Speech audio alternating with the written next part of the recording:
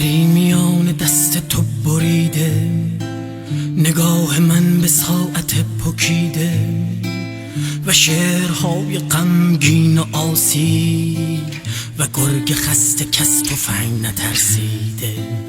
به شبهه های من به اصل هستی، به بغض بی کسید وقت مستی و حسرت تو را عبو کشیدن و عمق فاجعه تو را ندیدن. رگی که سرنوشتش انسداد است و جرم تو که داد پیش باد است. همیشه انتهای قصه تلخ است و شاعری که حکمش ارتداد است و شاعری که حکمش ارتداد است.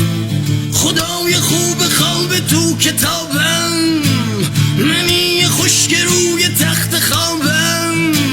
خدای خوب خشم و قتل و فتوا و گریه های من به شعر یغما. مرا بخوان به کاکتوس ماندن، بمان کنار من که شعر خواندن. کنار تو به عهد با کبیری که رمز ماست ایستاده مردن، که رمز ماست ایستاده مردن. بگو حدیث ما حدیث خون بود، شرارتی که ناشی از جنون بود. بگو چگونه ما وا ندادیم، بگو که مردیم و ایستادیم، بگو که مردیم و ایستادیم. خدای خوب تو کتابم، منی خشک روی تخت خوابم.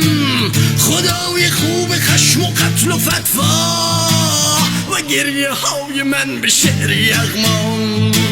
مرا بخوان به کاکتوس ماندن، بمان کنار من که شعر خواندن.